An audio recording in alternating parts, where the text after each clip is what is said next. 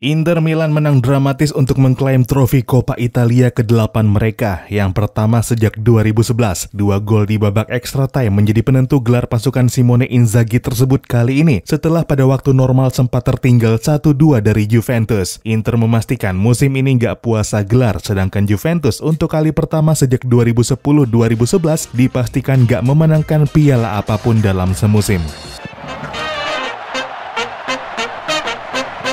Halo dan selamat datang kembali di Papa Bola. Ya, setelah sekian lama Inter Milan akhirnya kembali merasakan trofi Coppa Italia. Dengan gelar ini berarti Inter melengkapi gelar domestiknya dalam 2 tahun terakhir. Tahun lalu Inter menjuarai Serie A dan Supercoppa Italiana, dilanjutkan gelar Coppa Italia tahun ini. Inter pun masih berpeluang menyegel gelar Serie A musim ini jika pada 2 pertandingan sisa mampu menyalip Milan yang saat ini di puncak klasemen dengan keunggulan 2 poin. Apapun ending di Serie A kelak mungkin sudah bisa dikatakan jika Inter telah benar-benar kembali setelah sebelumnya benar-benar 10 tahun gak mendapat trofi apapun. Di final Coppa Italia tadi pagi Inter berhasil unggul cepat lewat gol Nicolo Barella pada menit ke-6. Inilah gol tercepat di final Coppa Italia sejak 2015 yang kala itu dicetak Stefan Radu pada menit ke-4 juga ke gawang Juventus. Di laga tadi pagi itulah satu-satunya gol pada babak pertama dan setelah turun minum Juventus sebenarnya mampu merespons dengan sangat baik. Dalam waktu singkat setelah kick off babak kedua, Juve berbalik unggul lewat gol Alexandro pada menit 50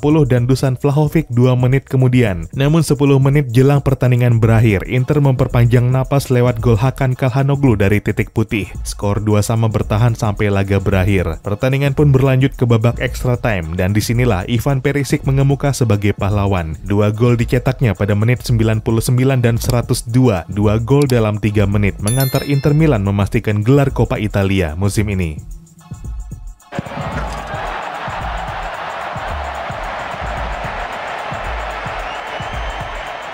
Setelah Coppa Italia, Juventus mungkin bakal langsung fokus mempersiapkan musim depan karena musim ini Juve sudah memastikan tempat di 4 besar Serie A yang berarti sudah mengamankan tiket Liga Champions musim depan. Kalaupun beruntung bisa aja finish di peringkat 3 yang saat ini diisi Napoli dengan keunggulan 4 poin dari Juve. Sedangkan Inter Milan masih dihadapkan laga-laga krusial lainnya sampai akhir musim. Bagi Inter, setiap laga di sisa musim ini bak pertandingan final yang wajib dimenangkan. Di Serie A, Inter masih terlibat persaingan ketat dengan rival sekota AC Milan dalam perebutan gelar juara. Dengan 2 pertandingan tersisa di Serie A, Inter tertinggal 2 poin dari Milan di puncak klasemen sementara. Dari 36 pertandingan, pasukan Simone Inzaghi tersebut mengumpulkan 78 poin hasil 23 kemenangan dan 9 kali seri. Dengan demikian, Inter wajib memaksimalkan 2 pertandingan tersisa demi menjaga peluang menyalip Milan di tikungan terakhir. Meskipun tetap aja Milan adalah pihak yang berada di kursi kemudi sekarang ini. Dengan keunggulan 2 poin, Milan hanya perlu mengamankan 4 poin untuk memastikan gelar Serie A. Karena kalaupun pada akhir musim finish dengan poin sama dengan Inter, posisi pertama tetap jadi milik Milan lantaran keunggulan rekor head to head. Musim ini Milan dan Inter dari 2 pertemuan Serie A bermain imbang pada putaran pertama diikuti kemenangan Milan pada pertemuan kedua. Menurut regulasi Serie A, ketika 2 tim atau lebih finish dengan poin sama, maka posisi tertinggi ditetapkan berdasar rekor head to head. Jika rekornya masih sama kuat, dihitung lagi berdasar selisih gol di pertandingan tersebut. Kalau masih sama lagi, barulah dihitung berdasar selisih gol secara keseluruhan. Opsi keempat adalah berdasar jumlah gol terbanyak. Sedangkan cara terakhir ditentukan dengan laga playoff di lapangan netral. Babak playoff ini hanya berlaku untuk penentuan juara, degradasi, atau perebutan zona Eropa. Di luar itu, siapa finish teratas ditentukan berdasar undian.